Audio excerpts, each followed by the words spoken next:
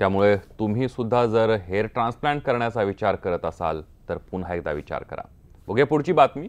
लोकसभा निवडणुकीच्या तारखा वादाच्या भोवऱ्यात सापडल्यात। मे महिन्यामध्ये रमजानचा महिना सुरू होता आणि त्या महिन्यातल्या निवडणुकांच्या 3 तारखांवर विरोधक आणि इस्लाम अभ्यासकांनी आक्षेप घेतलाय।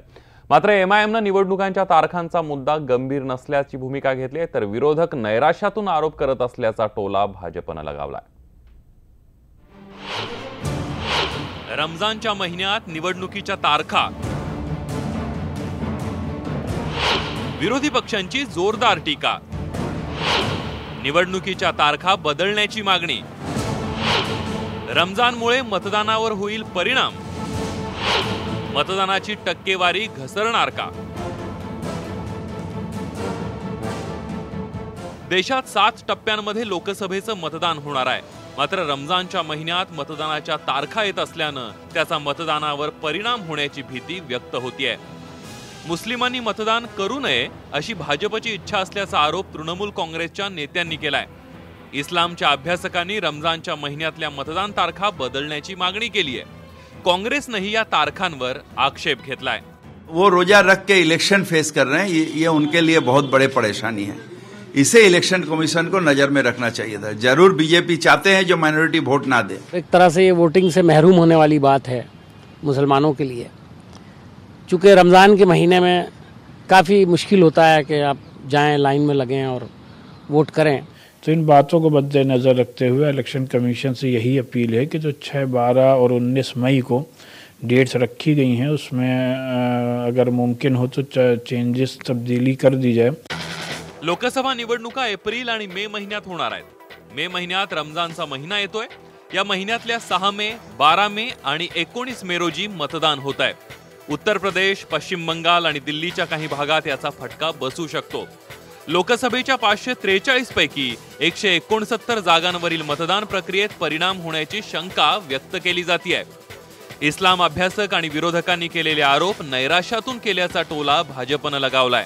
तसंच देशात पहिल्यांदाच रमजानच्या महिन्यात निवडणुका होत नसल्याची आठवण सुद्धा करून देण्यात आली आहे। ऐसे नेताओं को मैं एक ही बात कहना चाहूंगा कि जो रमजान रखते हैं, इबादत करते हैं, उनको कोई आपत्ति नहीं है। बहुत दुर्भाग्यपूर्ण है, अपने कई हिंदू भाई मंगल को व्रत रखते हैं, तो क्या कहा जाए कि मंगल को चुनाव नहीं होगा।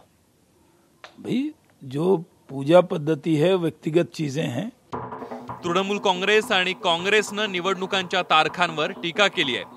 मात्र मुस्लिमांच्या प्रश्नावर नेहमीच आग्रही आणि आक्रमक भूमिका घेणाऱ्या एमआयएमनं यावेळी वेगळीच भूमिका घेतली आहे। रमजानच्या महिन्यात सरकार बदलण्याची ही संधी असल्यानं भरभरून मतदान करण्याचं आवाहन असदुद्दीन ओवैसी यांनी केलंय।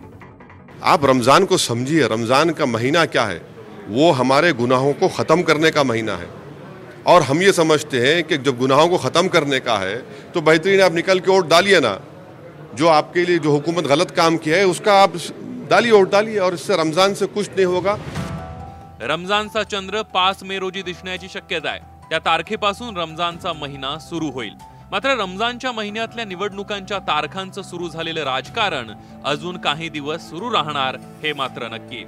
Bureau report, news 18 Lokmat. यानंतर आता आढावा घेऊयात कल्याण डोंबिवली लोकसभा मतदारसंघाचा। या मतदारसंघातून युतीतर्फे यावेळीही सेनेचे खासदार श्रीकांत शिंदेच मैदानामध्ये असणार आहेत, पण आघाडीतर्फे मनसेला ही जागा सोडली तर त्यांच्यासाठी ही निवडणूक नक्कीच सोपी नसणार आणि त्यामुळे वंचित बहुजन आघाडीने उमेदवार दिला तरच युतीला थोडाफार दिलासा मिळू शकतोय। बघूया या सगळ्यावरचाच एक स्पेशल रिपोर्ट। कल्याण डोंबिवली हा खरं तर युतीचा बालेकिल्ला, त्यातही शिवसेनेचं इथं बऱ्यापैकी वर्चस्व। त्याच जोरावर गेल्या वेळी श्रीकांत शिंदे मोठ्या फरकाने इथून खासदार बनले, पण यावेळी सेनेला हरवण्यासाठी सर्वपक्षीय विरोधक पुन्हा एकवटताना दिसतात। आघाडीच्या कोट्यात ही जागा राष्ट्रवादीकडे असली तरी यावेळी इथून मनसे उमेदवाराला संधी दिली जाऊ शकते। राष्ट्रवादीकडून तसे स्पष्ट संकेत मिळतात। आमदार खासदार हा विषय नाही, मनसेला मानणारा वर्ग आहे, त्यांचे कार्यकर्ते आहे, कमी जास्त पक्षाची ताकद होत राहत आहे। पण एकही मत विभाजित झाला तर कुठेतरी सरकार विरोधी मताचा विभाजन होतो। आमचं म्हणणं आहे की मनसेला सोबत घेतलं पाहिजे, काँग्रेसमध्ये 2 मतप्रवाह आहे. मिलिंद देवडा सांगताय की शिवसेनापेक्षा मनसे चांगली, मुंबईचे अध्यक्ष सांगताय त्यांना घेऊ नका. तर त्यांचा एकमत झाला की नाही त्यांनी ठरवलं पाहिजे. पण आमच्या पक्षात मनसेला घेऊन सकारात्मक मतप्रवाह आहे आणि आमच्या सगळ्यांच्या एकमत आहे की त्यांना सोबत घेतलं पाहिजे. राष्ट्रवादीने ही जागा खरंच मनसेला सोडली तर युतीसाठी ही निवडणूक सोपी नसल्याचं जाणकारही आत्तापासूनच सांगतात. कारण मनसेचे संभाव्य उमेदवार राजू पाटील हे आगरी समाजाचे आहेत आणि त्याचाही सेनेला मोठा फटका बसू शकतो. 2014 मध्ये जी मोदी लाटेत जे परफॉर्मन्स सेना भाजपने दिलेलं तो पर्सेंटेज ते आत्तापर्यंत या 2019च्या निवडणूकमध्ये ते टिकवून ठेवतील का? जर तेवढं टिकवून ठेवलं तर 4,40,000 वर्सेस 3.25 लाख ही निवडणूक कल्याण मतदारसंघाची सेना भाजपला सोपी होऊ शकते. पण जर हे 2 लाखाचं जे बोनस अंतर आहे हे जर कमी झालं आणि काँग्रेस NCP किंवा आघाडी मनसेला सोबत घेऊन हे जे 3.25 लाख वोटांचा त्यांचा तो टप्पा आहे त्यांनी गाठलं तर निश्चितपणे सेना भाजपला इथे जड जाणार आहे मला असं वाटतं. सेनेचे विद्यमान खासदार श्रीकांत शिंदे यांना मात्र तसं वाटत नाही. विरोधकांकडे माझ्या विरोधात उमेदवारच मिळत नसल्याचा दावा ते करतात. आज कल्याण लोकसभेचं आपण गणित बघितलं तर आज अशी परिस्थिती आहे की विरोधकाकडे उमेदवार नाही आहे, कोणीही तिथून लढण्यासाठी इच्छुक नाही आहे. तर याच्यावरून आपल्याला कळतं की कल्याण लोकसभेमध्ये जी युतीची ताकद आहे ती किती आहे. नाहीतर आत्तापर्यंत उमेदवार कोण असतं त्याचं अजूनपर्यंत आपल्याला माहिती पडलं असतं. आणि त्याचबरोबर कल्याण लोकसभेमध्ये गेले 5 वर्ष लोकांनी निवडून दिल्यानंतर गेले 5 वर्ष सतत लोकांमध्ये राहून लोकांची कामं करण्यामध्ये खूप मोठ्या प्रमाणामध्ये यश आलेलं आहे. ठाणे जिल्ह्याच्या राजकारणात सेनेचे मंत्री एकनाथ शिंदे यांचा मोठा दबदबा आहे. वरून त्यांच्या जोडीला भाजपचे रवींद्र चव्हाणही आहेत. त्यामुळे काँग्रेस आघाडी आणि मनसेच्या संभाव्य महाआघाडीची मतं खाण्यासाठी ऐनवेळी वंचित बहुजन आघाडीचा उमेदवारही मैदानात उतरवला जाऊ शकतो. प्रकाश आंबेडकरांचा उमेदवार नेमकी कोणती मतं खाणार यावरच विजयाचं गणित ठरणार हे निश्चित. कल्याण लोकसभा मतदारसंघातील निवडणूक यंदा 2 मुद्द्यावरून गाजणार आहे.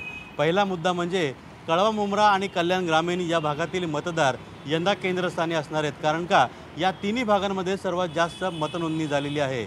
आणि दुसरा मुद्दा म्हणजे वंचित आघाडी कल्याण लोकसभा मतदारसंघामध्ये आपला उमेदवार उतरवते का? जर वंचित आघाडीने महाआघाडीसोबत आपला उमेदवार उतरवला तर ही निवडणूक सेनेला महाग पडू शकते. आणि जर वंचित आघाडीने महाआघाडीच्या विरोधामध्ये आपला उमेदवार उतरवला तर ही निवडणूक सेनेला सोपी जाऊ शकते. या चर्चेनं या संपूर्ण कल्याण मतदारसंघामध्ये आता जोर धरला आहे. अजित मांढरे, न्यूज 18 लोकमत, ठाणे. लोकसभा निवडणुकीच्या आधी मनसेचे एकमेव आमदार शरद सोनावणे शिवसेनेच्या गळाला लागले. सोनावणेंनी पुन्हा एकदा हातात शिवबंधन बांधले. सोनावणेंच्या प्रवेशामुळे शिरूर मतदारसंघात शिवसेनेची बाजू भक्कम झाली आहे. मनसे अध्यक्ष राज ठाकरे यांना लोकसभा निवडणुकीच्या आधीच एक धक्का बसलाय. मनसेचे एकमेव आमदार शरद सोनावणे यांनी मनसेला जय महाराष्ट्र करत शिवसेनेत प्रवेश केलाय. शिवबंधन हातावर बांधून घेत शरद सोनावणे पुन्हा एकदा शिवसेनावासी झालेत. उद्धव ठाकरेंच्या उपस्थितीत मनसेचे आमदार शरद सोनावणे यांनी हातावर शिवबंधन बांधलं. मनसेच्या 6 नगरसेवकांनी मनसेला रामराम केलाच आहे. त्यापाठोपाठ आता एकमेव आमदार शरद सोनावणे यांनीही शिवसेनेत प्रवेश केलाय. स्वराज्याची ओढ लागली, मला शिवसेनेची ओढ लागली आणि म्हणून मी शिवसेनेच्या पक्षासाठी त्यामुळे काही लोक उद्या म्हणतील की बाबा काय झालं म्हणून मागे आलो. काही झालं नाही. मनापासून शिवसेनेवर प्रेम केलं, शिवसेनेच्या शब्दावर प्रेम केलं. शिरूर लोकसभेची लोक म्हणतात की ही निवडणूक अटीतटीची होईल. पण मी जबाबदारीने सांगतो, तळागाळातला एक कार्यकर्ता म्हणून, बाळासाहेबांचा एक सैनिक म्हणून, उद्धवजींचा एक सैनिक म्हणून या शिवभूमीमध्ये आपल्या सर्वांच्या साक्षीने सांगतोय की संपूर्ण असलेल्या महाराष्ट्राच्या वरच्या असलेल्या विजयामध्ये शिरूर लोकसभेची विजयाची नोंद आपण करणार. लोकसभा निवडणुकीच्या तोंडावर शरद सोनावणे शिवसेनेत आल्यानं पक्षाला फायदा होणार आहे. शिरूर लोकसभा मतदारसंघात जुन्नर मतदारसंघ येतो. शिवाजीराव आढळराव पाटील इथले खासदार आहेत.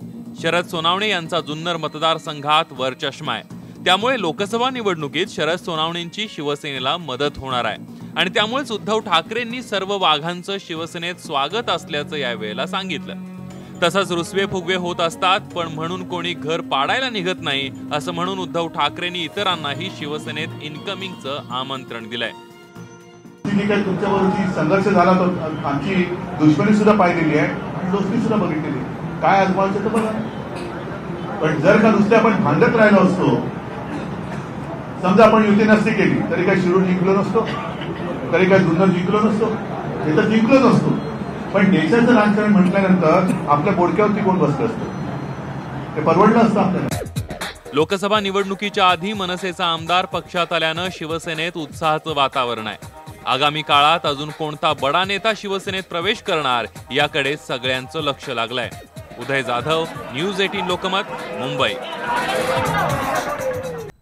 काल ठाण्यामध्ये योगासन प्रेमींसाठी खास आदियोग ट्रॉफीचं आयोजन करण्यात आलेलं होतं आणि विहंग चॅरिटेबल ट्रस्ट आणि सुवीज योगा हाऊस तर्फे ही राज्यस्तरीय स्पर्धा भरवण्यात आली होती. या स्पर्धेमध्ये विविध वयोगटातल्या 260 स्पर्धकांनी भाग घेतला होता.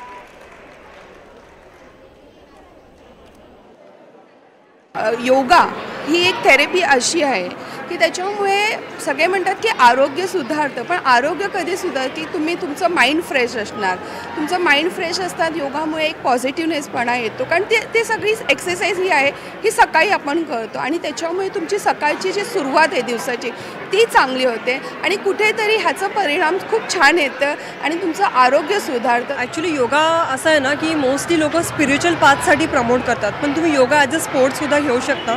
त्यासाठी आम्ही ही ॲक्च्युली कॉम्पिटिशन अरेंज केली आहे. जर त्यांनी रोज प्रॅक्टिस केली योगाची तर योगासारखं त्यांचं दुसरं कोणी छान फ्रेंड नाही बनू शकणार. कारण योगा अशी गोष्ट आहे की त्यांना ते हेल्थ पण देणार आणि एनर्जी पण देणार आणि हॅपीनेस पण देणार. मी योगा जेव्हा मी 2nd स्टँडर्डमध्ये होती तेव्हापासून करते. आम्ही जेव्हा क्लासमध्ये परफॉर्म करतो तेव्हा आम्हाला चांगलं वाटतं की आम्हाला कॉम्पिटिशनला जायला भेटणार आहे, आम्हाला काहीतरी नवीन शिकायला भेटणार आहे, आम्हाला खूप छान वाटतं ते. मी योगा 5 वर्षापासून करते आणि खूप चांगलं वाटतं प्रॅक्टिस करताना आणि त्याच्या निमित्ताने आपल्याला म्हणजे कॉम्पिटिशनला उतरता वगैरे येतं आणि कॉम्पिटिशनला उतरल्याने आपल्याला म्हणजे खूप चांगले अनुभव येतात, त्यामुळे कॉम्पिटिशनला उतरायला पण खूप आवडतं. यानंतर स्पेशल रिपोर्टमध्ये इथंच थांबूया. ताज्या बातम्यांसाठी पहा फक्त न्यूज 18 लोकमत.